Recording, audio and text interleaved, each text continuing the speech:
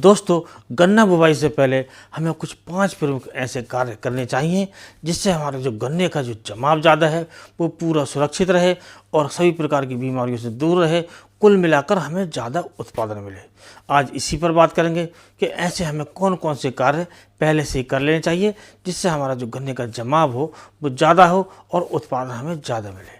और शुरू करने से पहले आपसे अनुरोध है, यदि आप चैनल पर नए हैं तो चैनल को अभी सब्सक्राइब कर लें, वीडियो को लाइक कर दूसरे किसान दोस्तों में शेयर करें। तो दोस्तों, जब हम गन्ने की बुवाई की तैयारी करते हैं तो सबसे पहले बात आती है जो ज़मीन की तैयारी है। तो ज़मीन की तैयारी के लिए आपको जो पहली जुताई करनी है वो करनी है आपको गहरी जुताई। चाहे तो आप मिट्टी पलटने वाले हल से करें या हैर से करें। उसके बाद आप गन्ने बुवाई लायक आप ज़मीन तैयार कर सकते हैं। और दोस्तों, इससे पहले आप एक काम अवश्य कर लें कि आप जो हमारा गोबर का खाद है वो आप लेकर करीब 2 कुंटल खाद लीजिए 1 एकड़ के हिसाब से, और उसमें 2 किलोग्राम लीजिए ट्राइकोडर्मा। और इसे आप एक स्थान पर जहाँ छायादार स्थान हो, सूर्य की धूप तेज नहीं आती हो, ऐसे स्थान पर इसे आप इस खाद में मिलाकर ट्राइकोडर्मा को और बिछा दीजिए। उसके बाद 3-4 दिन के अंतर से आप इसे जो फावड़े की सहायता से ऊपर नीचे करते रहिए। उसके बाद इस पर पानी छिड़कते रहिए। और ऐसा यदि आप करते हैं और 15 दिन करीब ऐसा कर लेते हैं तो जो आपका ट्राइकोडर्मा है वो पूरी तरह शक्तिशाली हो जाएगा। जब आप इसे बुवाई के समय प्रयोग करेंगे तो जो आपका जो गन्ने का जमाव है वो ज़्यादा आएगा और विभिन्न प्रकार के जो फंगस के रोग हैं, जो फफूंदी जनित रोग हैं वो बचे रहेंगे और आपका जो गन्ना है वो सुरक्षित रहेगा। अब दोस्तों, बात करते हैं बीज की तैयारी के बारे में। तो बीज की तैयारी के लिए आपको करना है कि किसी अच्छी किस्म का बीज का चुनाव करना है। और यदि आप चुनाव नहीं कर पाते हैं और आप 0238 ही लगाना चाहते हैं तो आपके पास ऐसा बीज होना चाहिए जिसमें रेड रोट नहीं आया हो और दूसरे रोग नहीं आए हों।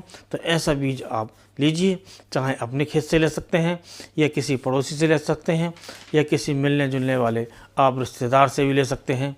तो आप ऐसे बीज लीजिए, क्योंकि हमारे जो किसान हैं जो 0238 से मोह नहीं ले पा रहे हैं, क्योंकि ये 0238 अब तक की सबसे शानदार प्रजाति है, लेकिन अब इसमें कमियां आनी शुरू हो गई हैं। लेकिन हमारे किसान भाई इसे एक साथ नहीं छोड़ सकते हैं, क्योंकि अभी तक ऐसी कोई प्रजाति नहीं आई है जो इस गन्ने को टक्कर दे सके, अर्थात इससे समान उत्पादन दे सके या इससे ज़्यादा उत्पादन दे सके।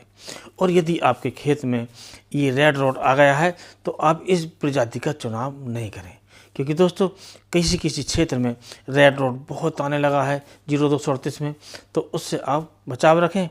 और यदि आप ये ट्राइकोडर्मा का आप चुनाव करते हैं, इसका बुवाई के समय इस्तेमाल करते हैं, तो आपके खेत में बहुत से फंजीसाइड जो रोग हैं, जो फफूंदी जनित रोग हैं, वो आपके खेत में नहीं आने पाएंगे।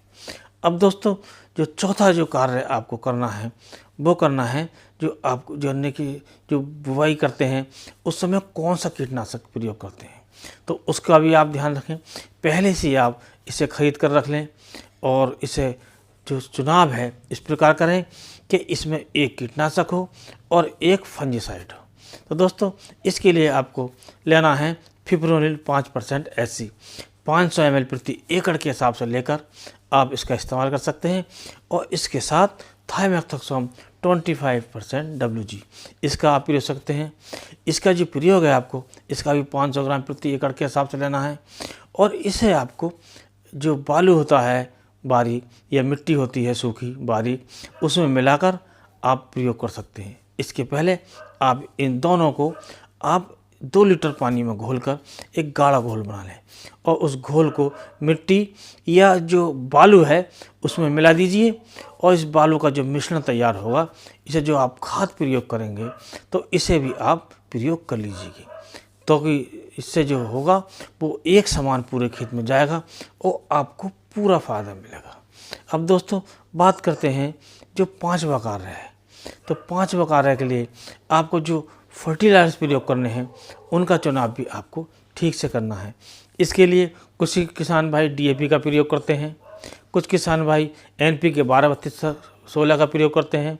जो किसान भाई DAP का प्रयोग करते हैं तो उन्हें उसमें MOP भी अवश्य मिलानी चाहिए, ताकि पोटास की पूर्ति हो जाए।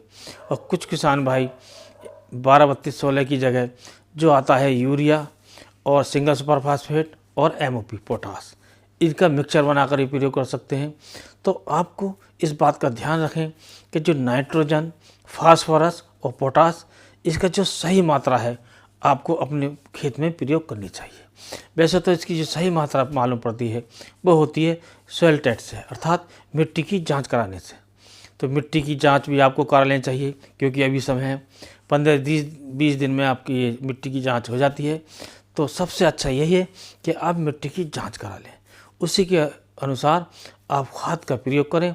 तो इससे आपको सबसे बड़ा जो फ़ायदा होगा, इसमें पैसे की बचत होगी, क्योंकि जो पोषक तत्व आपके खेत में है पहले से ज़्यादा मौजूद है तो वो आपको कम डालना पड़ेगा, और जो कम है वो पूरा डालना पड़ेगा।